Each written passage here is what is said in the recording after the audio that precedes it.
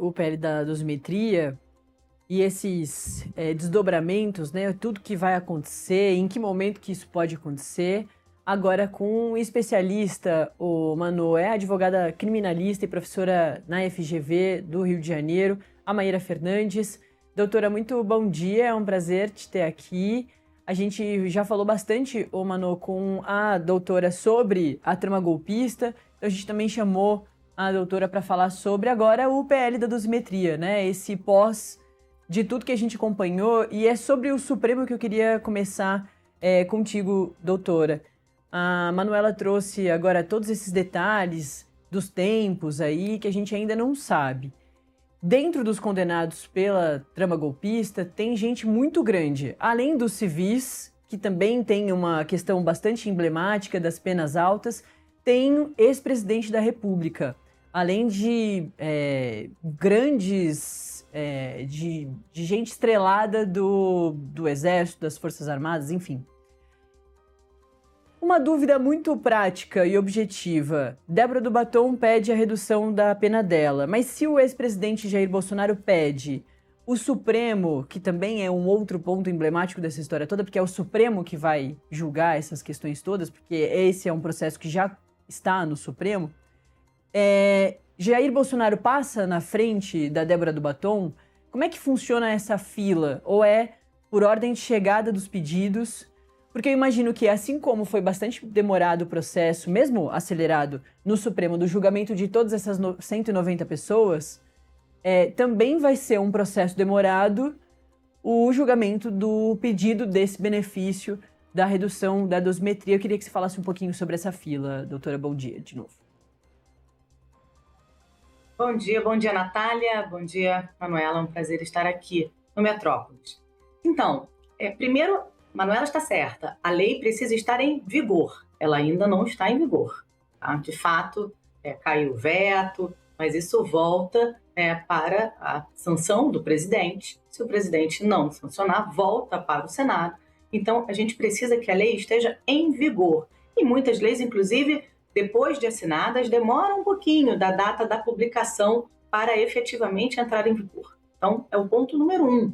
A lei ainda não foi modificada, tá? Quando for, de fato, ela poderá ser utilizada pelas defesas em benefício de todos os acusados, porque é uma regra básica no nosso direito penal, né? Nossos processos, que a lei mais benéfica, ela retroage para beneficiar aquele que foi acusado, condenado. Então, de fato, uma vez publicada a lei e estando em vigor, ela vai poder ser utilizada por todas as defesas para diminuir as penas. E não existe uma regra clara quanto a uma ordem, digamos assim. De fato, o Supremo, via de regra, decide na ordem de chegada, mas isso não é uma regra absoluta, porque nós temos várias ações em tramitação no Supremo Tribunal Federal, ações de constitucionalidade que estão esperando para serem pautadas, várias outras decisões. E, de fato, o STF vai ser quem vai decidir sobre essa questão da pena. Até porque tem muitas variações, né? A Manuela estava explicando aí uma mudança muito substancial, que é essa da unificação das penas, não poder somar as penas separadamente de dois crimes que os acusados foram condenados. Só que essa regra ela não é imediata. O que passa a valer? Aplica-se a pena do crime mais grave, aumentada de 1/6 à metade. Então, veja, tem uma variação aí. Quem vai fazer a conta é o Supremo Tribunal Federal. Manu. Doutora Maíra, primeiramente, bom dia, muito obrigada pela sua presença. A questão da legislação, a gente já teve aqui diversas alegações de que ela será contestada no Supremo Tribunal Federal, né? A gente lá em 2022, em abril, a gente teve a condenação do Daniel Silveira, deputado federal. Ele foi anistiado pelo então presidente Jair Bolsonaro e o Supremo derrubou essa anistia. Daniel Silveira foi preso, hoje está cumprindo aí prisão domiciliar por essa condenação de 8 anos e 9 meses. Existe o risco desse caso voltar ao Supremo Tribunal Federal e ficar esse ciclo sem fim, né? O Supremo Tribunal condena, o Congresso legisla, derruba as penas, reduz as penas que o STF aplicou, e aí esse caso volta como uma bola de neve para o Supremo Tribunal Federal, como uma ação direta de inconstitucionalidade, e o Supremo Tribunal Federal vai ter que julgar novamente a validade dessa lei. Existe essa possibilidade aí desse ciclo continuar, e queria saber até que ponto isso acaba provocando uma instabilidade jurídica, né, para quem está aí, primeiro para os condenados e para quem está assistindo isso tudo, tendo inclusive um ex-presidente da República cujo o filho é pré-candidato à presidência da República agora, né, no ano eleitoral que a gente vive em 2026. Olha, é uma ótima pergunta. De fato, só se vê, né, um burburinho sobre o que o Supremo vai fazer, não se sabe.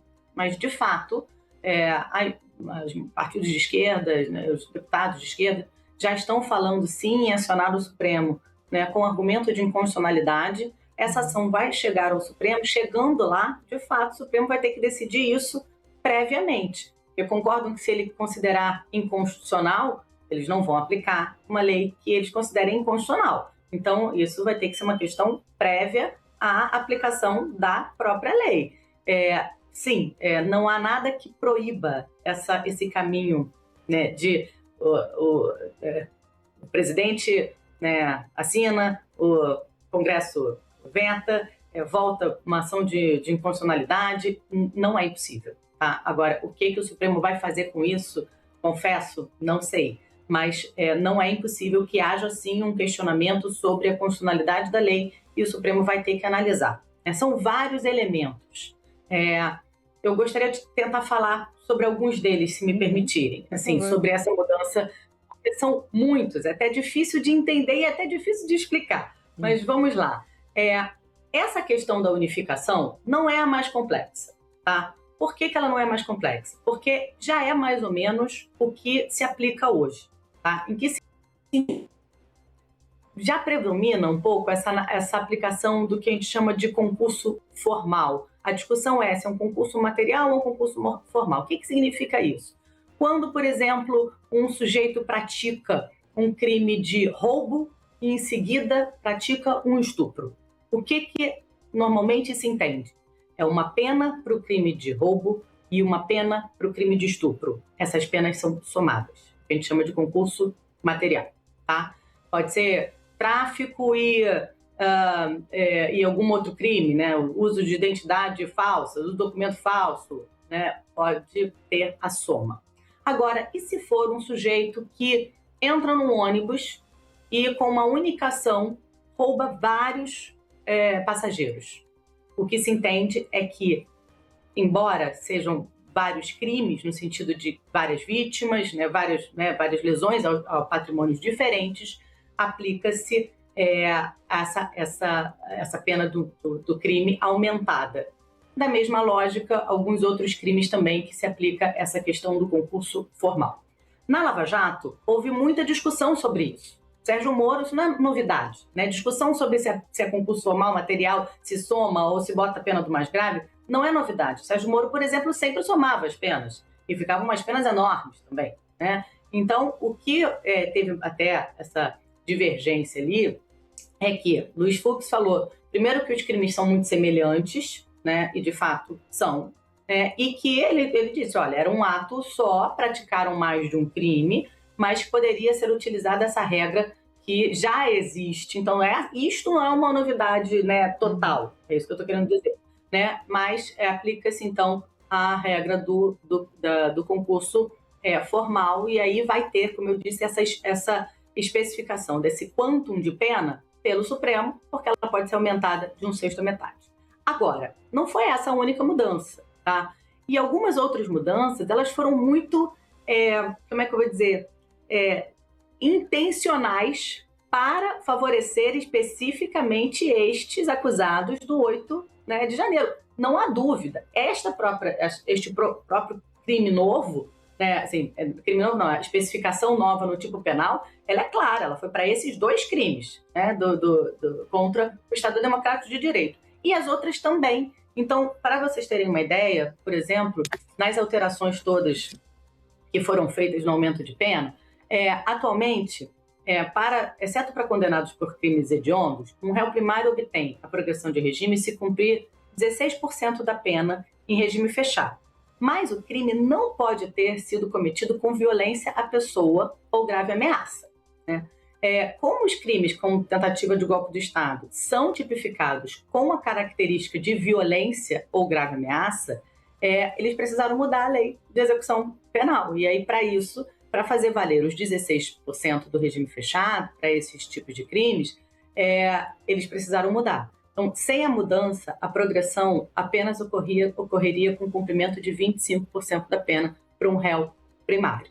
Mudaram, então, o texto da lei especificamente para poder beneficiar, e fizeram ainda uma outra mudança, porque é o seguinte, agora na lei, ela fala assim, se o inciso 1, por exemplo, se o penado for primário, for condenado pela prática dos crimes, tal, mediante exercício de violência ou grave ameaça.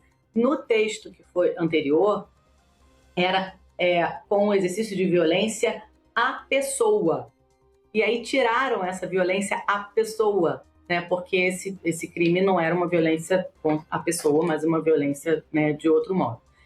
Mudou também a questão da reincidência, né? Porque com a fórmula usada para não alterar a progressão de regime para crimes hediondos, porque teve toda essa discussão.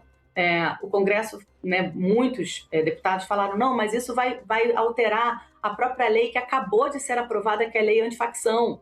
Né? Então, em março desse ano, não foi março? Teve uma aprovação de lei antifacção que aumenta uma série de cumprimentos de pena, e de repente muda tudo agora, né, para beneficiar um determinado grupo. Então, teve toda essa discussão também.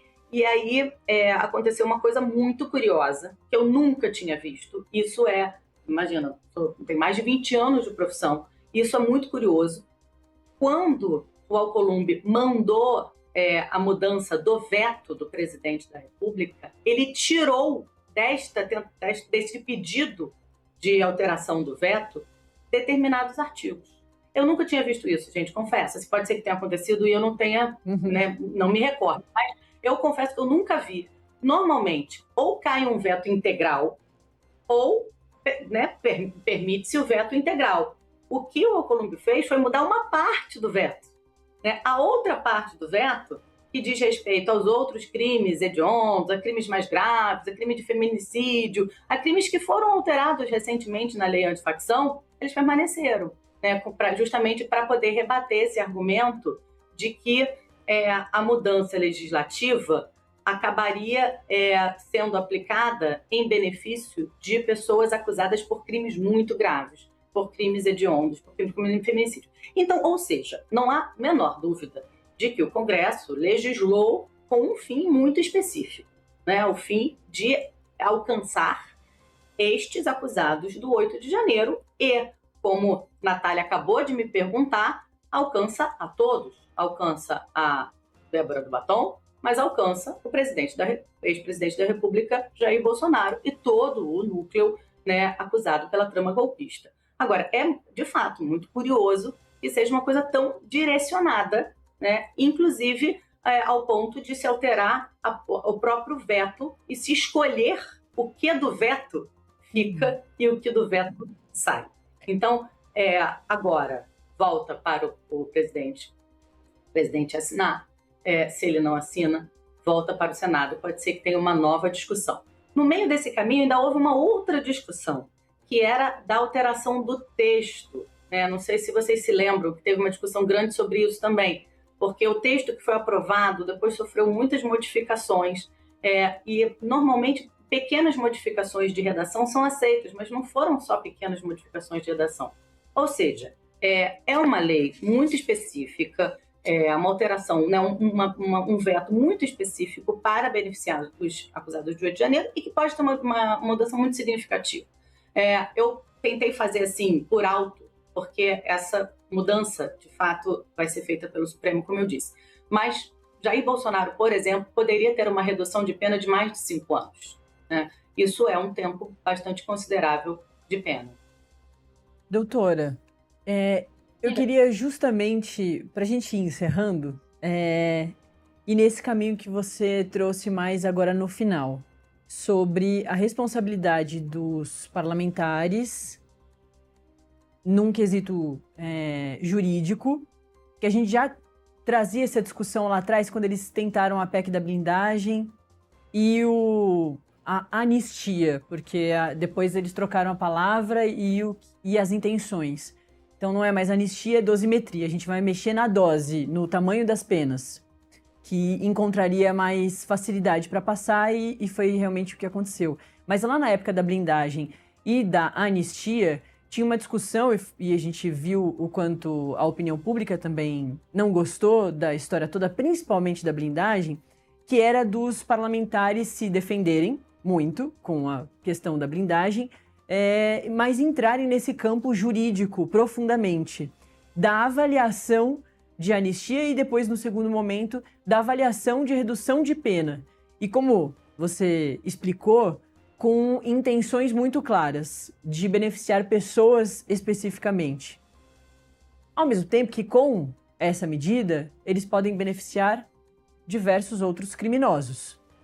Queria, então, que você analisasse para a gente a importância de se observar essa movimentação do Legislativo, como você já falou aqui, mas, claro, também com o fundo eleitoral, que é o pano de fundo de tudo que a gente está discutindo. A gente vai ter eleição esse ano e, como a Manu trouxe para a gente, Flávio Bolsonaro é filho do ex-presidente Jair Bolsonaro e tem também essa moeda de troca com o Legislativo. Então, eu queria que você fizesse essa última análise para a gente sobre o quanto essas medidas todas do Legislativo com focos bastante específicos podem modificar a vida de outras pessoas que talvez não tenham nada a ver. Então, que eu digo, estupradores, traficantes, gente que pode ser beneficiada pelo PL da dosimetria se um dia ele realmente se tornar uma lei. Bom, eu sou professora há muitos anos e há muitos anos analiso o que nós chamamos de populismo penal no Congresso. O Congresso, ele normalmente aumenta penas. Acredita que o aumento de penas reduz o número de crimes e eu não acredito nisso, tá? Eu não acho que aumento de pena evite a prática de um crime. Mas o que nós estamos vendo agora é o Congresso tentando fazer de tudo para diminuir penas, só que penas muito específicas. E penas são essas, são as penas dos acusados do 8 de janeiro. E eles tentaram fazer isso de uma forma muito direta, tanto é que na hora de tirar o veto, tiraram, né, não entraram na derrubada do veto, por exemplo, os artigos que falavam dos acusados por organização criminosa, estruturada para a prática de crimes hediondos, e alguns outros, milícia, e alguns outros acusados de crimes graves. Então, o Congresso, que sempre foi conhecido como sendo um Congresso que aumenta penas, está agora unido em torno, em sua maioria, unido em torno de uma tentativa de diminuir penas, mas não são as penas para quaisquer crimes. São as penas específicas para os acusados de 8 de janeiro, o que mostra um direcionamento muito, muito claro. Então, eles não estão interessados em diminuir pena para outros crimes, para o crime de roubo, por exemplo, para o crime de furto. Estão interessados em diminuir as penas para o 8 de janeiro. É claro que a forma como a lei vai ser utilizada, inclusive pelas defesas, para poder tentar dar um pouco mais de racionalidade à lei, a gente não sabe, só o tempo dirá. Mas impressiona muito, de fato, essa tentativa tão deliberada e nem disfarçada, sabe? de fazer uma lei especificamente, uma alteração legislativa especificamente para os acusados de 8 de janeiro.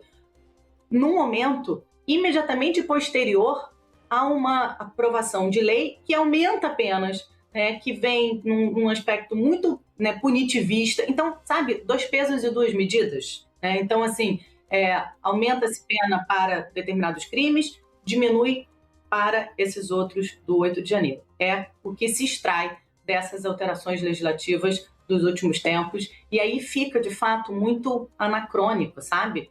Fica difícil de entender, porque alguns crimes também são com violência ou grave ameaça, os do 8 de janeiro também são com violência ou grave ameaça, aí tira-se a expressão violência contra a pessoa, para poder modificar um pouco. Então, qual é a diferença? O crime de roubo, por exemplo, é um crime com violência. Mas é uma violência contra a pessoa, e aí o outro é uma violência de modo geral. Ou seja, é uma alteração legislativa muito, muito direcionada. Isso fica muito claro para quem vê a alteração da lei e a própria alteração do veto, que tem essa característica de selecionar o que quer que seja mantido e deixar lá no veto o que não interessa para os acusados de 8 de janeiro. Isso fica muito claro na alteração da lei. Como é complexa a política brasileira, né? É isso. Parlamentares que receberam votos, ou seja, se beneficiaram da democracia, que muitas vezes votam, inclusive, pela redução da maioridade penal, assim como a doutora está falando, defendem o aumento das penas, o rigor maior da justiça, mas em relação a quem tentou destruir a democracia, eles trabalham para beneficiar essas pessoas. É muito complexo, é por isso mesmo que a gente está aqui hoje com a advogada criminalista, professora da FGV, Maíra Fernandes. Muito obrigada, doutora, é sempre um prazer te ouvir. Igualmente, um prazer, Natália, um prazer, Manuela, e até a próxima. Até a próxima. E também a gente esteve com a nossa colunista, a Manuela Alcântara. Manu, é sempre um prazer. Obrigada, Nath. Bom dia. Valeu, bom dia.